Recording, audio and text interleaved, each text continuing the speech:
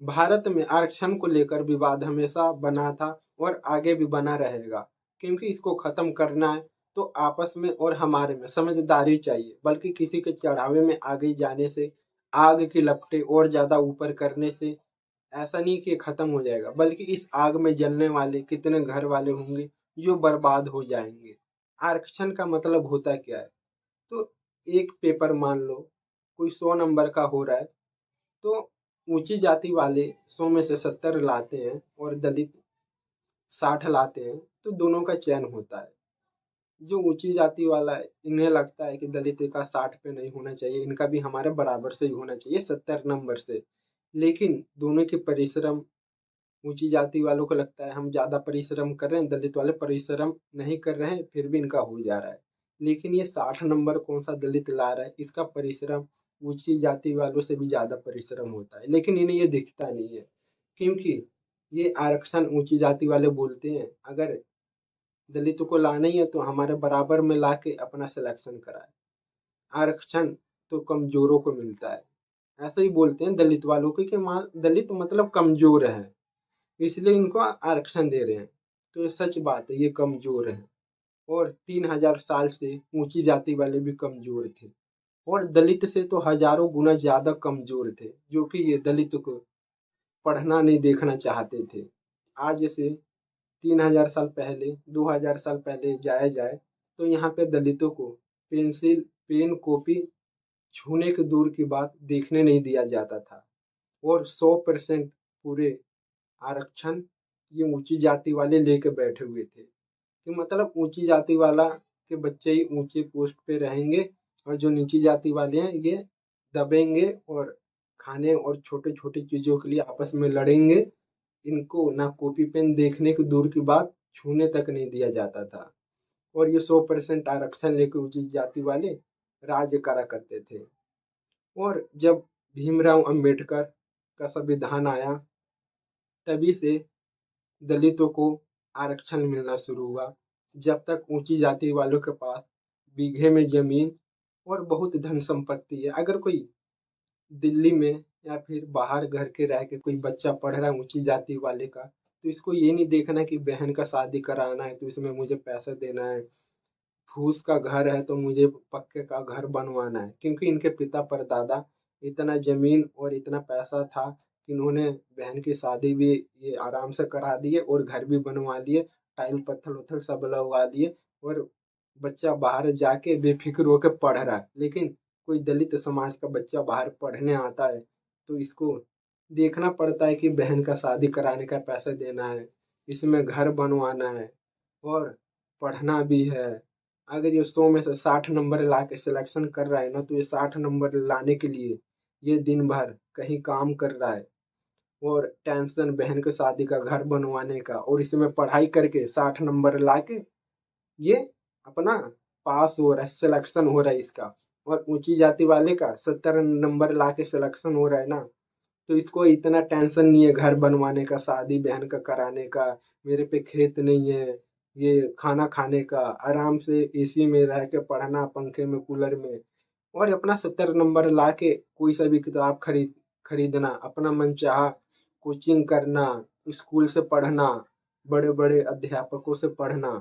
लेकिन एक दलित परिवार का लड़का छोटे से रूम में 5-6 जने रह के आपस में खाना बना के और ऐसा ये जीवन जीते हैं और अपना 60 नंबर लाने के लिए इतनी जी तोड़ मेहनत करके लाके सिलेक्शन करते हैं कि बहन का शादी होगा और घर बनवाएंगे और अपना जीवन फिर कुछ सुधारेंगे और अपने खानदान का, पटीदार का।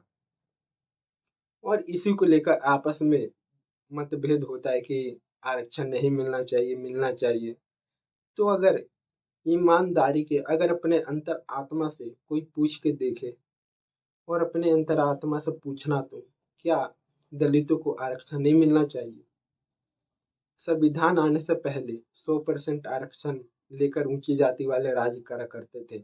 लेकिन भीमराव अंबेडकर जो दलित के लिए भगवान और जो इंसानियत के देवता हुए और इन्होंने आरक्षण दलितों को दिया, जबकि इनके पूर्वज दलितों के पास कुछ नहीं था, भिखारी थे। और इनके बच्चे आज धीरे धीरे पढ़ लिख के थोड़ा सा कम पोस्ट की 120 पोस्ट, 1000 पोस्ट ऐसे वैकेंसी में भर के कुछ करने की सोचते हैं और कुछों का ही सिलेक्शन होता है, तब इनसे ऊपर जाति वाले मतलब मतभेद करते हैं। अगर भीमराव अंबेडकर जैसे देवता इनके लिए जन्म नहीं होता, इतना संघर्ष नहीं करते, तो आज दलितों की हालत क्या है पूरी दुनिया और पूरे ऊंची जाति वालों को पता है। और अब दलितों को भी पता चल गया जब से ये पढ़ने लिखने लगे।